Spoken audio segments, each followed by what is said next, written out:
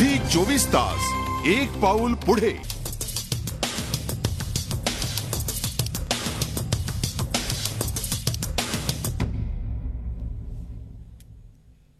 एफडीआयवर शिक्कामोर्तब चर्चा अतिशय रंगात आली आहे। चर्चेच्या सुरुवातीला जाण्यापूर्वी पुन्हा एकदा सांगतो, बिंदुमोहन जोशी यांनी काही महत्त्वाचे मुद्दे मांडले, त्याच्यावरचा प्रतिवाद करताना असं सांगण्यात आलेलं आहे की 1997 साली खाणकाम आणि मॅन्युफॅक्चरिंग सेक्टरला 100% एफडीआय ओपन केलं, तेव्हा आम्हाला का नाही भीती वाटली आणि आता जास्त एवढा आगडोन का उसळतोय? कुठेतरी अर्थसाक्षरतेमध्ये आम्ही कमी पडतोय का?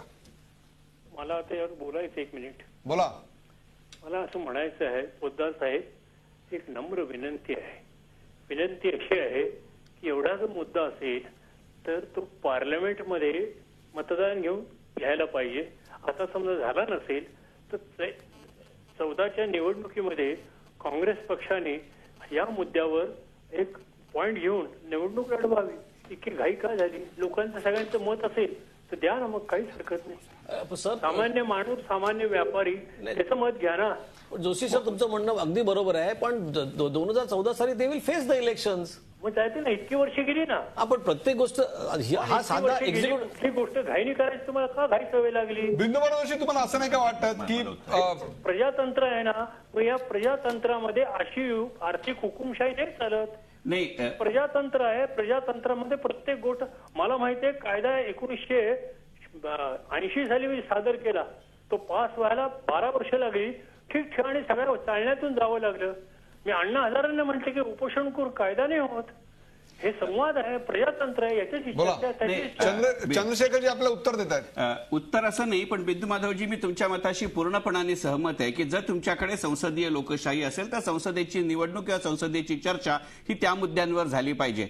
सर, तुम्हाला जेवढ्या वर्षात एक मुद्दा आणून देऊ इच्छितो की मुळामध्ये संसदेत चर्चा करण्यासाठी संसद चालून द्यावी लागते, पहिला मुद्दा। आणि दुसरी गोष्ट, पहिल्या निवडणुकीपासून शेवटच्या निवडणुकीपर्यंत आपल्या लक्षात असेल की ज्या मुद्द्यांवरती आपण निवडणूक लढवली, ज्या मुद्द्यांवरती आपण जनभावना जागृत केल्या, मी प्रक्षोभित केल्याही म्हणत नाहीये, जागृत केल्या, त्याच्यावरती आपण निवडून आल्यानंतर आपल्या सरकारच्या कार्यकाळात आपण त्याबद्दल काहीही अंमलबजावणी करत नाही। हाच आजपर्यंतचा भारतीय संसदेचा इतिहास आहे। आणि सगळ्यात महत्वाचं म्हणजे आपल्या असं लक्षात येईल की विशेषतः 1988 सालपासून विश्वनाथ प्रताप सिंग आपल्याकडे अर्थमंत्री असल्यापासून आपली एक गोष्ट अशी लक्षामध्ये येईल की जे काही महत्वाचे आर्थिक निर्णय आहेत ते राजकीय इच्छाशक्तीमुळे नव्हे तर आर्थिक आसक्तीमुळे आणि आर्थिक आवश्यकतेमुळे झालेले आहेत।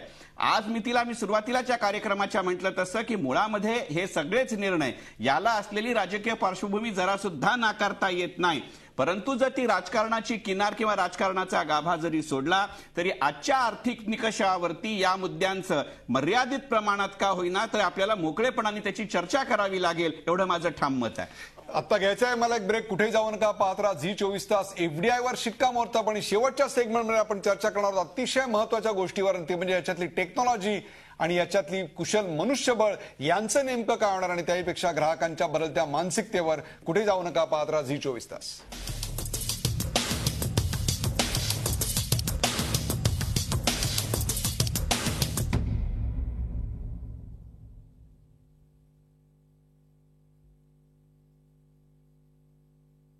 झी 24 तास एक पाऊल पुढे।